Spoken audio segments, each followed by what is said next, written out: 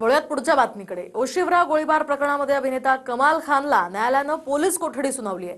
एका सोसायटीत केलेल्या गोळीबार प्रकरणामध्ये कमाल खानला मुंबई पोलिसांनी अटक केली होती आणि आता त्याला पोलीस कोठडी सुनावण्यात आली आहे। ओशिवरा गोळीबार प्रकरणात अभिनेता कमाल आर खानला मुंबई पोलिसांनी अटक केली आहे। कमाल खानला न्यायालयानं 27 तारखेपर्यंत पोलीस कोठडी सुनावली आहे।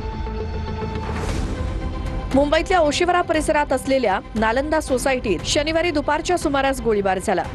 या गोळीबारामुळे सोसायटीतले सर्व नागरिक हादरून गेले। नेमकी गोळी कुणी आणि कुठून चालवली याची माहिती समोर आली नव्हती।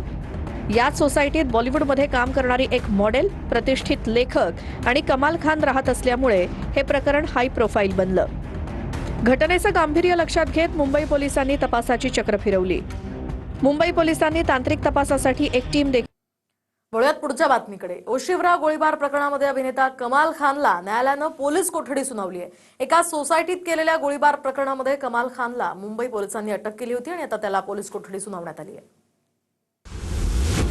ओशिवरा गोळीबार प्रकरणात अभिनेता कमाल आर खानला मुंबई पोलिसांनी अटक केली आहे। कमाल खानला न्यायालयानं 27 तारखेपर्यंत पोलीस कोठडी सुनावली आहे। मुंबईतल्या ओशिवरा परिसरात असलेल्या नालंदा सोसायटीत शनिवारी दुपारच्या सुमारास गोळीबार झाला। या गोळीबारामुळे सोसायटीतले सर्व नागरिक हादरून गेले।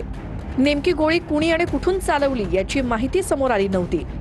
याच सोसायटीत बॉलिवूडमध्ये काम करणारी एक मॉडेल, प्रतिष्ठित लेखक आणि कमाल खान राहत असल्यामुळे हे प्रकरण हाय प्रोफाईल बनलं। घटनेचं गांभीर्य लक्षात घेत मुंबई पोलिसांनी तपासाची चक्र फिरवली। मुंबई पोलिसांनी तांत्रिक तपासासाठी एक टीम देखील तयार केली। विविध अँगल्स तपासल्यानंतर या प्रकरणात कमाल खान याचा हात असल्याचा संशय पोलिसांना आला। पोलिसांनी कमाल खानला चौकशीसाठी बोलावत अटक केली। कमाल खानला आज न्यायालयासमोर हजर करण्यात आलं। यावेळी कमाल खानच्या वकिलांनी तो निर्दोष असल्याचा युक्तिवाद केला। एका अज्ञात व्यक्तीनं 2 वेगवेगळ्या फ्लॅटवरती गोळीबार केला। 2 इमारतींमधील अंतर 400 मीटर आहे। कमाल खानकडे असलेल्या शस्त्रांची रेंज 20 मीटर आहे। मी सोशल मीडियात कमेंट करतो म्हणून चित्रपट उद्योगातील लोक मला लक्ष्य करतायत। पोलिसांनी केआरकेच्या वकिलांचा युक्तिवाद खोडून काढण्याचा प्रयत्न केला। कमाल खाननं 2 राऊंड फायर केले, मात्र घटनास्थळी एकच काडतूस सापडलाय। गोळीबार करण्यामागचं कारण अजून स्पष्ट झालेलं नाही, त्यामुळे कमाल खानची आणखी चौकशी करायची आहे, असा युक्तिवाद पोलिसांनी न्यायालयात केला। यांना खोटा गुन्हा सांगत नाही मी, खोटा अटक केलेला आहे। गुन्हा जो झाला होता त्या गुन्ह्याचे काही डायरेक्ट काही संबंध नाही, डायरेक्ट कुठलाही संबंध नाही। ज्या माणसाच्या घरावर गोळी झाडली होती तो कोणी केलं तर आम्हाला माहीत नाही आणि ह्यांनी न्याय केलं फक्त असं आमचं हेच म्हणणं होतं।